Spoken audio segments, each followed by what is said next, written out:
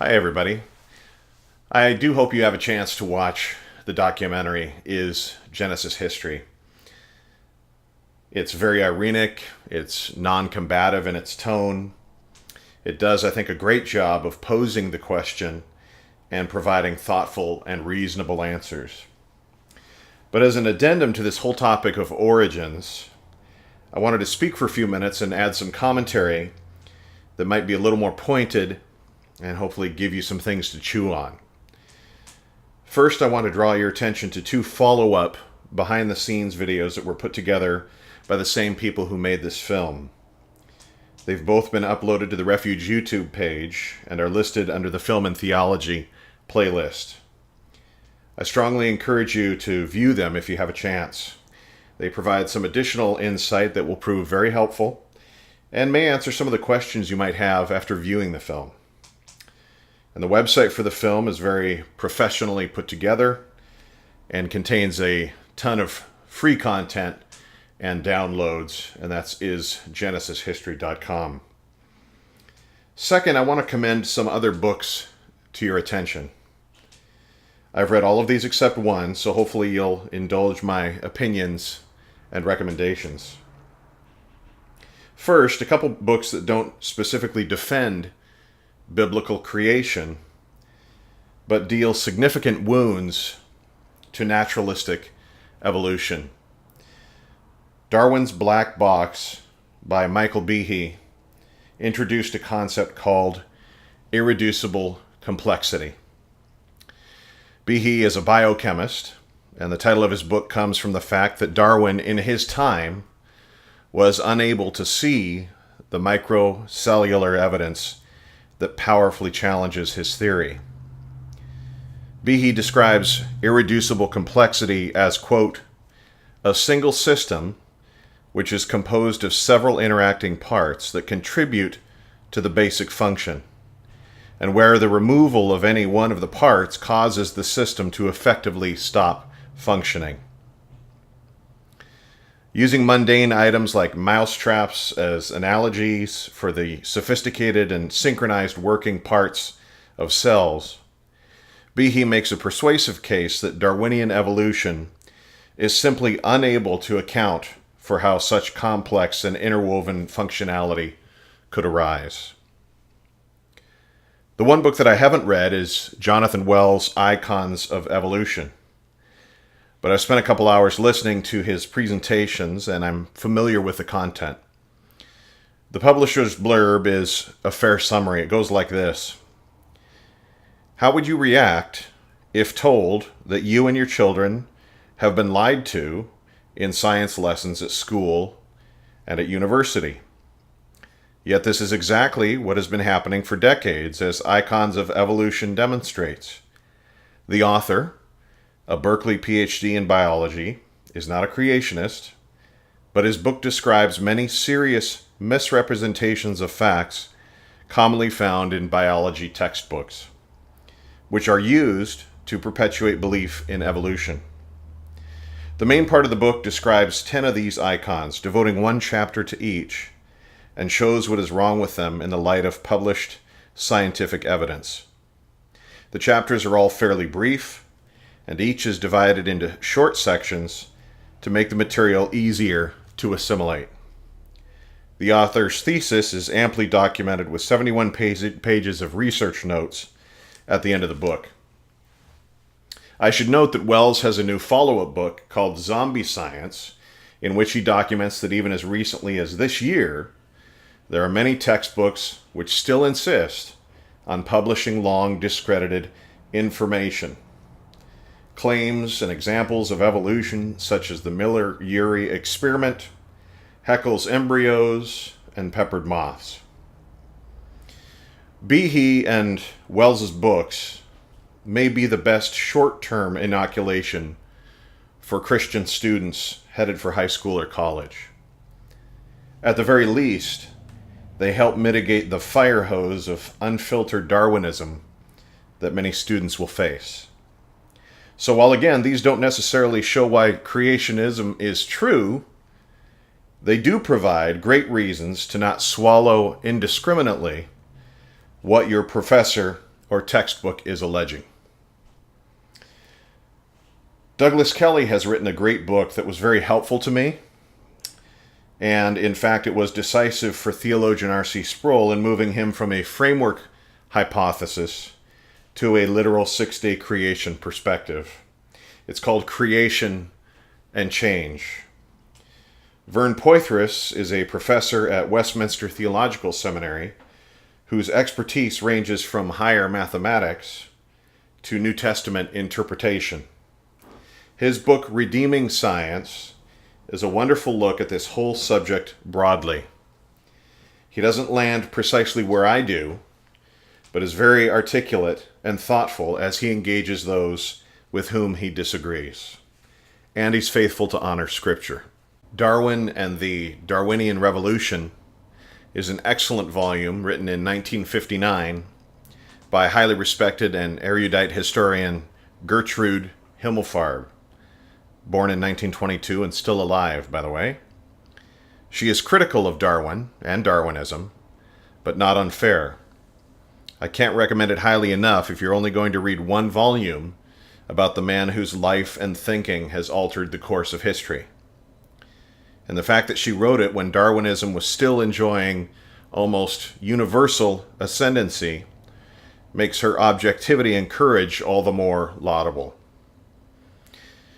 If you want to get deep in the weeds of the human fossil record from a creationist perspective, then you'll want to pick up Bones of Contention by Marvin Lubenow. And lastly, on the book front, I wanted to share briefly from a tome called The Great Ideas. The American philosopher and thinker, Dr. Mortimer Adler, was born in 1902 and left an indelible mark in American culture. He passed away in 2001 at 99 years old. Beginning in the 1930s, Adler was the major force in promoting the great books idea as an educational paradigm. He founded the Institute for Philosophical Research, launched the Padilla movement for educational reform, and revolutionized the Encyclopedia Britannica. For those of you who are younger, that was Wikipedia before the internet. Adler edited hundreds of books and authored over 60, from original philosophical contributions to popular bestsellers like How to Read a Book. In 1953 and 1954, Adler, along with co-host Lloyd Luckman, hosted a 52-week TV series for ABC tackling the great ideas: love, art, freedom, justice, government, human nature, etc. This was primitive television, and so the programs simply consisted of two smart guys talking about important ideas. Of course, we wouldn't put up with that today and would immediately change the channel lest we learn something. But this book is the compilation of the transcripts from these programs. At this point in his life, Adler was non-religious, but heavily influenced by such eminent Christian thinkers as Thomas Aquinas. Later in life, Adler would convert to Christianity and join the Episcopal Church. But for now, what I want you to hear are the words of a very keen but non-religious thinker about the implications of Darwinism. Here's what Adler says. Let me begin this consideration of the issue in practical terms by asking you to face one fact with me. Central to the whole moral, political, legal, or juridical and religious structure of Western civilization is the distinction which you all know and you all use every day. The distinction between person and thing. You have no doubt about this. You never call a shoe a person. You never call even a beloved domesticated animal, a house pet, a cat, or a dog a person. You know the difference between persons and things. And this distinction you recognize is not one of degree, but one of kind. You don't say that something is a little more or less of a person, a little more or less of a thing. There is a sharp line that divides persons from things.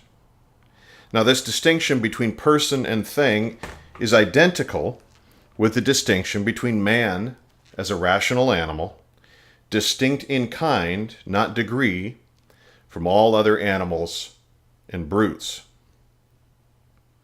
Notice the basic or the fundamental properties which follow from man's possession of personality, from the fact that man is a person, not a thing.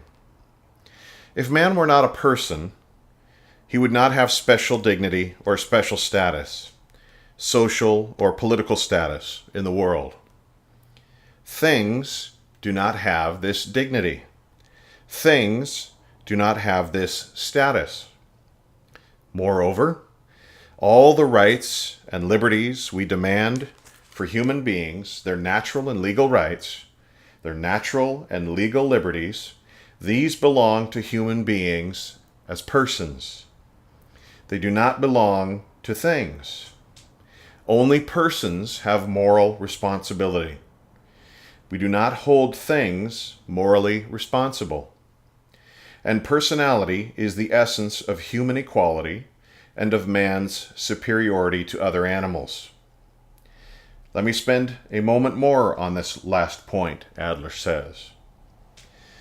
When the Declaration of Independence says all men are equal, what that means in its deepest understanding is that all human beings equally or alike have the quality, the character of being persons. Their equality is the equality of persons and all the rights and privileges and liberties that go with being a person. Not only is human equality to be understood in the fact that all men are persons, but the superiority of men over animals is also in terms of humans being persons and animals being things. But suppose that humans were superior to other animals only in degree. That humans were higher animals and other animals were lower animals. Then if humans being higher animals and other animals being lower justifies humans in treating other animals as means, then by the same principle of justice, if there are superior races of humans, they would be justified by that difference in degree in treating inferior races as things, exploiting them, enslaving them, even killing them. In fact, if man differs from man only in degree, and man from animal only in degree, then by the principles of justice we have no defense against Hitler's doctrine of superior and inferior races and the justification he would give for the superior to enslave, exploit, and kill the inferior. Finally, he concludes, I come to my last point of practical significance. The validity of the three great religions of the West, Judaism, Islam, and Christianity. The validity of these three great religions depends on the truth of the proposition that man is created by God in his own image with a special dignity and a special destiny. If this proposition is not true, then in honesty and frankness and clarity of mind, we ought to repudiate Judaism, Islam, and Christianity as idle myths, as deeply and essentially false. I'm not asking you to accept my view that the basic tenets of Western moral, political, legal, and religious beliefs are true, and that Darwin's view of man's origin and nature is false. But I am saying to you that you must decide you must, between these two views. Both cannot be true. You cannot have it both ways. You cannot keep your religious, your political, your moral beliefs, and also with another part of your mind, hold Darwin's view of man's origin and nature to be true. That's Mortimer Adler. Some concluding thoughts on the whole subject of origins and the debate surrounding it. I want to be clear that we are not impugning the motives of all secular scientists.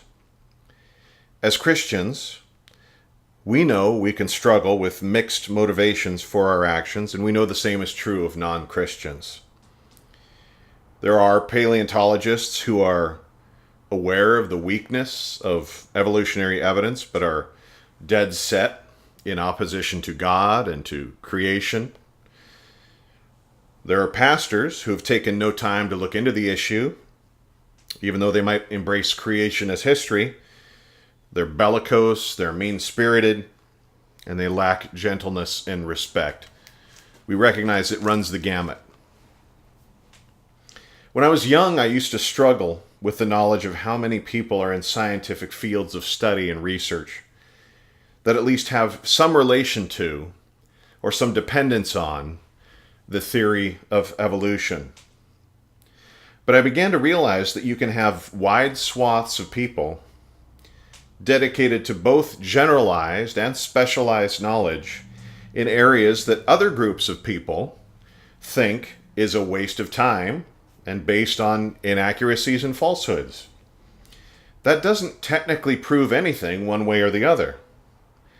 Well-known paleontologist Stephen Jay Gould would have said, "I am wasting my time exegeting scripture." And I would say he was wasting his time trying to contort evidence for punctuated equilibrium to support an evolutionary paradigm. Additionally, you can be very successful in a field of endeavor and yet be uninformed or ignorant about the foundation of your field of endeavor. I remember reading an article about Mindy Kaling, a television writer and actress who rose to prominence on the comedy series The Office, which was a spin-off of the British show of the same name. In the course of the article, if I recall correctly, it was mentioned that Mindy was already well into her stint on The Office at NBC before acknowledging that she had no idea who Johnny Carson was. She was either young enough, or ignorant enough, or both, to not know that for decades Johnny Carson was synonymous with both comedy and NBC. Comedians could make their careers out of a single successful appearance on Carson's Tonight Show. And for many years, Carson was the de facto most important person at NBC.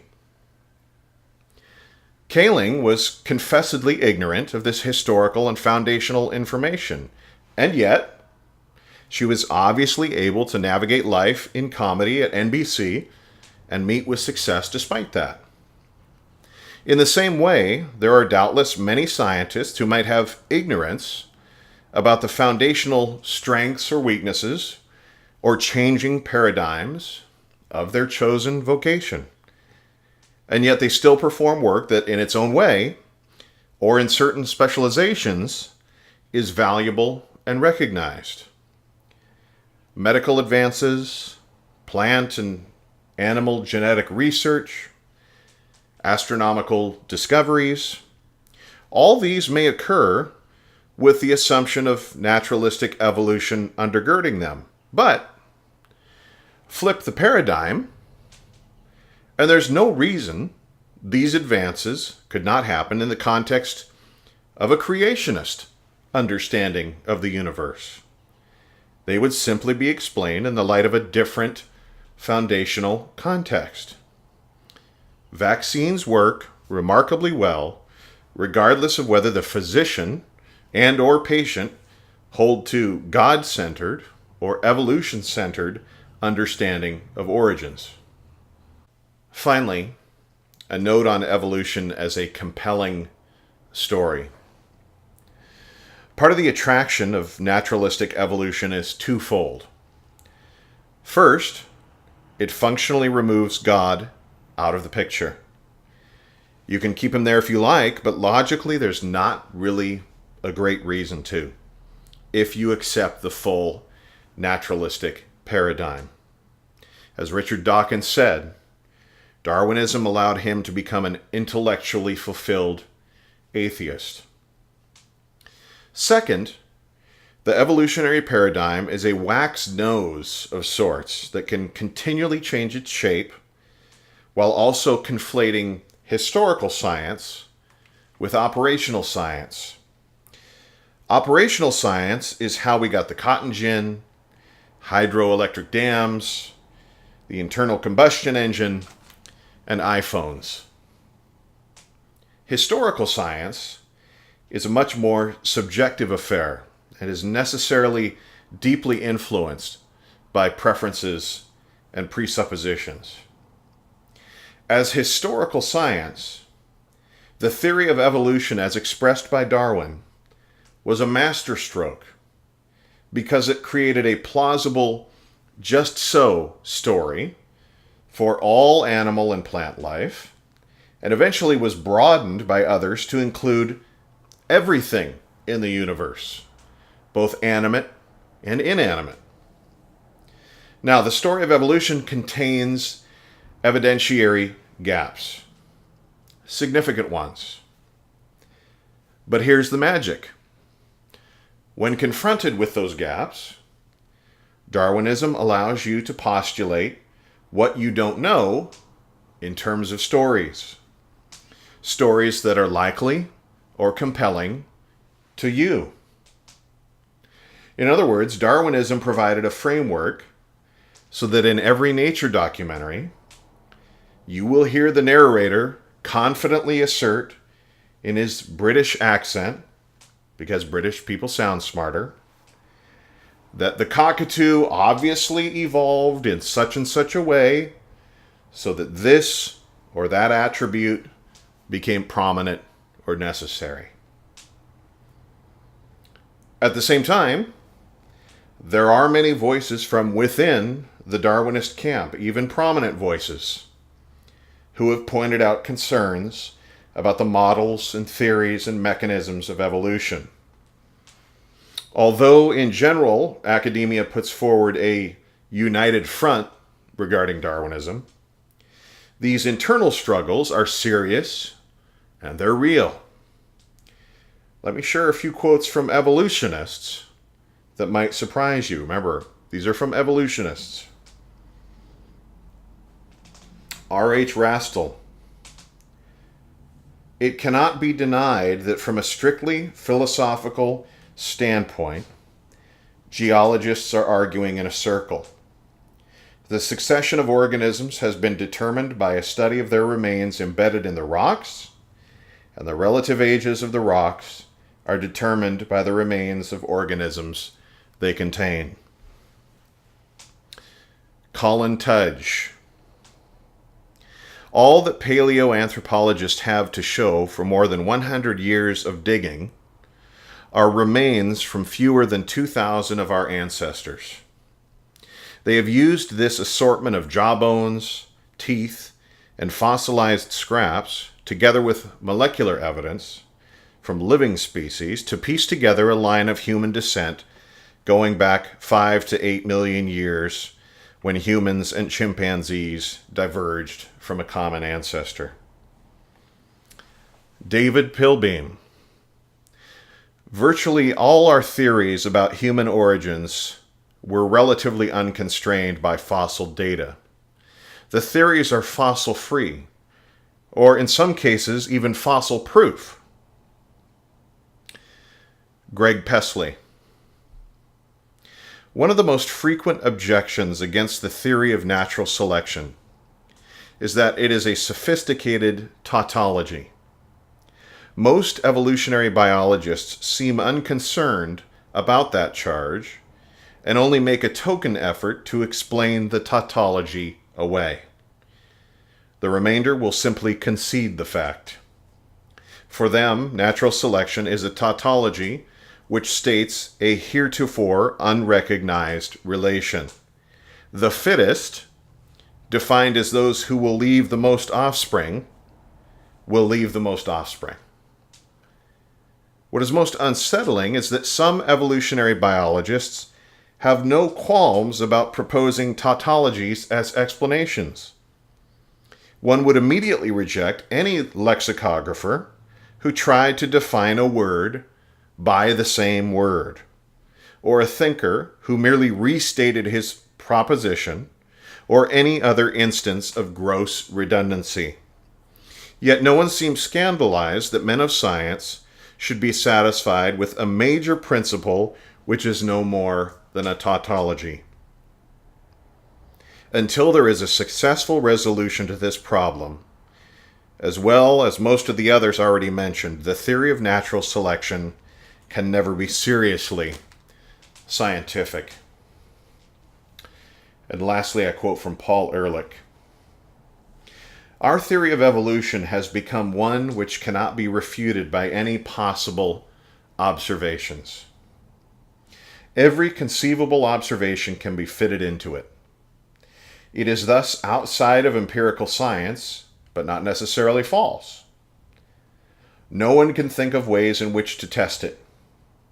Ideas, either without basis or based on a few laboratory experiments carried out in extremely simplified systems, have attained currency far beyond their validity. They have become part of an evolutionary dogma accepted by most of us as part of our training. Unquote. Now, the Christian equivalent of what I just read would be something like a large conference of nationally recognized theologians and pastors who individually, in books and papers, asserted that the life, miracles, crucifixion, and resurrection of Christ were almost certainly myth, and that the Bible was a man-made jumble of contradictions, but then corporately portrayed a facade to the watching world that the gospel rests on a solid foundation. At which point it would be fair to say, if you believe your side is a bunch of hogwash, maybe it's time to switch teams. You know, there's an impression that hangs in the air in high school classrooms, in college auditoriums, certainly in most of the major print and visual media. And it hangs in the air like a ubiquitous fog. This impression is felt by people like you, and it's felt by people like me.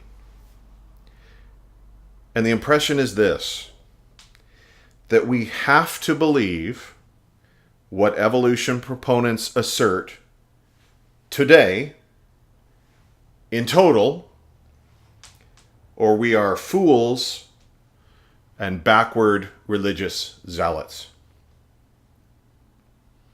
And yet, if I laid out in front of you every article on human evolution in National Geographic since that magazine's inception in 1888, and noted how the story has changed and continues to change, we would all enjoy a huge collective eye roll.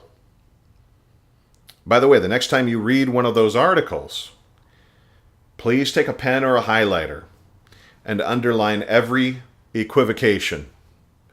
This primate might have done that, could have been there, may be a link to such and such.